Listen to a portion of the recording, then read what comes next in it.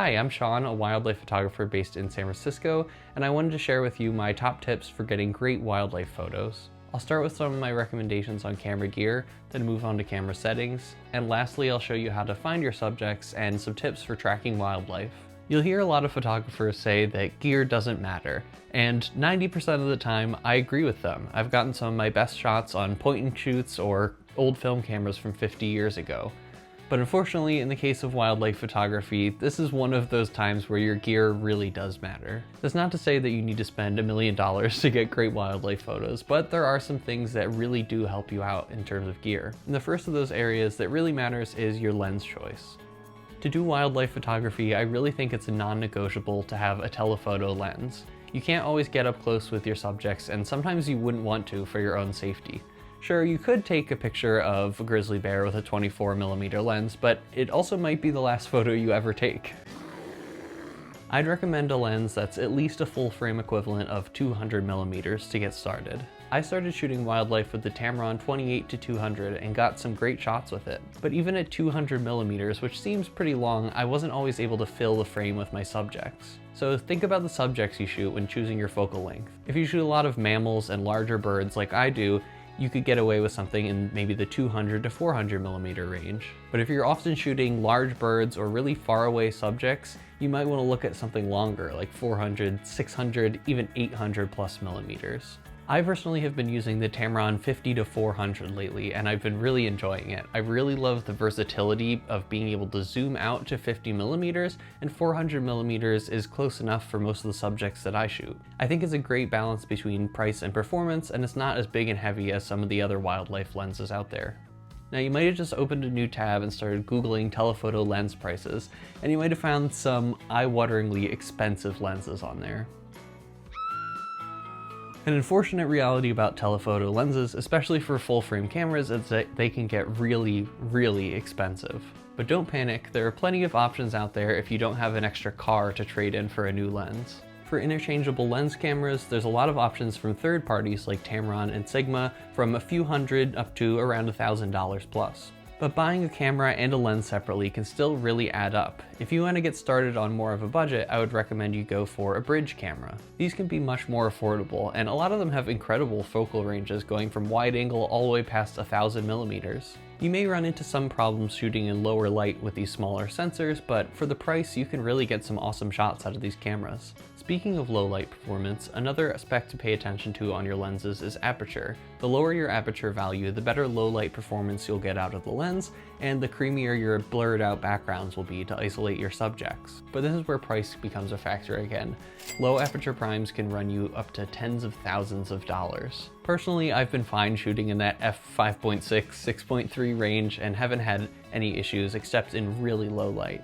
Next, onto autofocus. With unpredictable moving subjects, it's really important to have great autofocus in a wildlife camera. Luckily, pretty much every new mirrorless camera out there has great AI-powered autofocus abilities. The AI subject recognition in some of the newer cameras is super impressive. You can lock onto an animal's eye from the distance and follow it around the frame. But again, you don't have to have the latest and greatest to get good shots. People have been photographing animals since cameras existed. Just make sure if you're buying an older camera that it has good enough autofocus to keep up with the demands of what you shoot. If you want to shoot a lot of birds in flight, you're probably going to need pretty good autofocus to keep up with them. The last aspect of your camera and lens to pay attention to is image stabilization.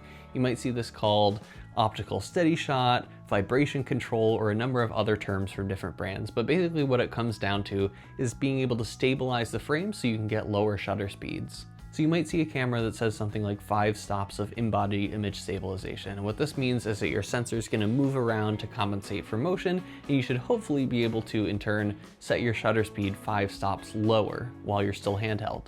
And the last important part of choosing a wildlife camera is burst rate.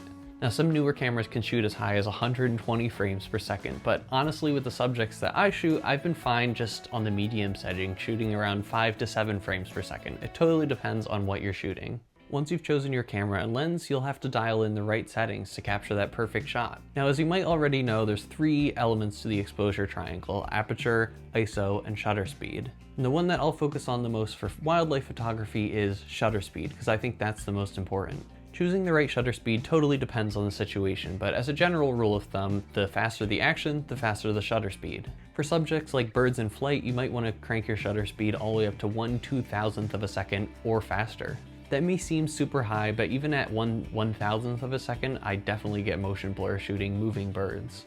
For stationary subjects, you can get away with much lower shutter speeds. This means that you can crank up your ISO less, meaning you'll get less noise in your images. I've found that I can reliably get images as slow as 1/40th of a second, even at 400mm, but your mileage may vary depending on your camera and lens's stabilization capabilities. A common rule that you'll hear about shutter speed is to keep it reciprocal to your lens's focal length. So a lens at 400mm, you should be shooting at 1/400th of a second or faster.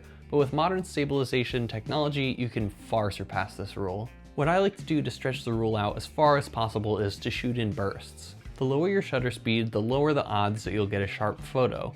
But if you compensate for this by shooting more shots, odds are you're gonna get a few sharp ones. And for aperture, I'm usually just leaving the aperture open as wide as possible. With the high shutter speeds that wildlife photography often requires, getting as much light as possible into your photos will help you get less noise. And for my ISO value, I usually just leave it on auto. I pay attention to how high it's getting and will adjust my settings if it's getting too high. If you shoot in RAW, you can always adjust your ISO value afterwards, so you don't have to worry about getting the perfect value in the moment. And now that you know how to take the photos, you'll need to find some subjects.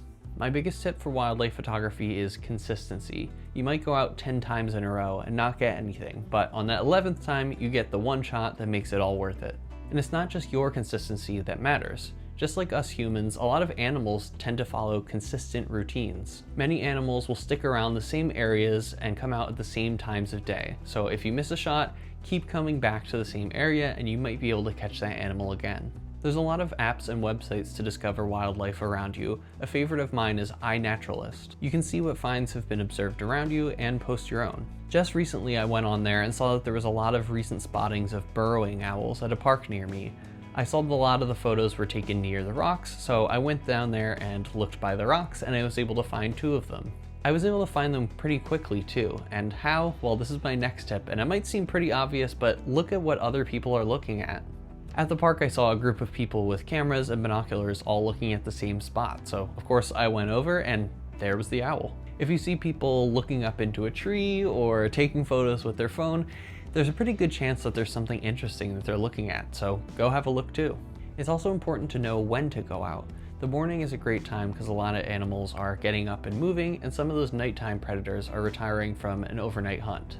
Evening is another great time to shoot because those nighttime predators will start to come out, and other animals might be out while the sunlight is less harsh. Now both early morning and sunset also have the advantage of golden hour, giving you some great light for your photos. I found that midday direct sun is not always the best for photos. It can give you some really harsh shadows, but early morning and evening can give you some of that nice golden hour, or even on a cloudy day, you could get some more diffused light. So those are my tips for starting out in wildlife photography. If you have any tips of your own, leave them down below, and also let me know what content you want to see next. I've already done some location guides and gear reviews that you can check out on my channel. And while you're down there, make sure to give this video a like and subscribe to see more. Till next time, see ya.